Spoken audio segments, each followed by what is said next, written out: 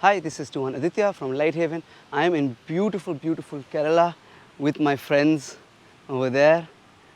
And Jithin has very kindly invited me over here for a couple of days of Pekiti Tirsia Kali training. So today we're going to be talking about water training and the benefits of water training and how it fits into the art. First, let's just go over why we do water training.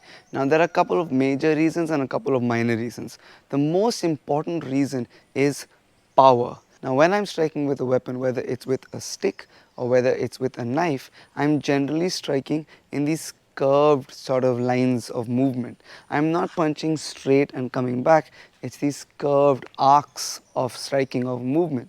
And generally, we think of power as I need to hit hard from here or wherever you've loaded the weapon, from here to the target. But the truth is, especially with the blade, actually with everything, you want to strike through the target, not on the surface of the target. We say this in empty hand striking as well. I want to strike into the target and not on the surface. And for that, I don't just need to be strong from here to here, but I also need to be strong all the way through. I need to cut through my target. And so the water gives me that resistance. It gives me something I can strike hard, and then it gives me resistance in that follow through. So I'm working under resistance in the entire plane of movement. The next thing that water training gives me is edge alignment or tip alignment. So when I am going, let's say for example, Pakal angle 1, angle 2, when I am entering the water, if my edge or my tip is not aligned properly, my blade is going to go all over the place. Same when I'm thrusting this low thrust to this high slash, if my tip is not properly aligned, my blade is going to go all over the place as it's moving through the water.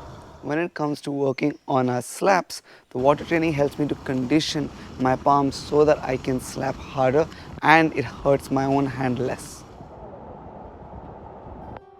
I'm going to give you 3 power and tempering drills you can do in the water.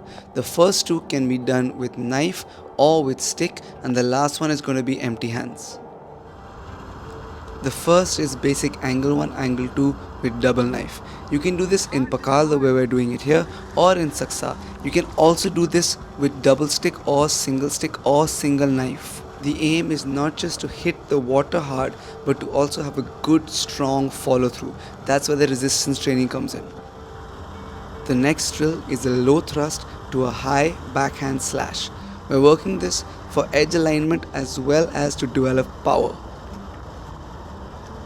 The more submerged you are in the water, the harder and more effective this drill is.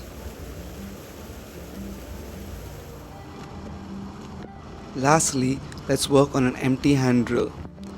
The slap is quite a common and iconic attack within Pekiti Tirsia Kali, and here we're developing power in the slap as well as conditioning our hands so that when we hit something, it's a much more devastating attack.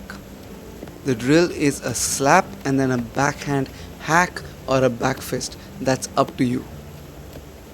Through this process, we're also trying to train our eyes to not flinch.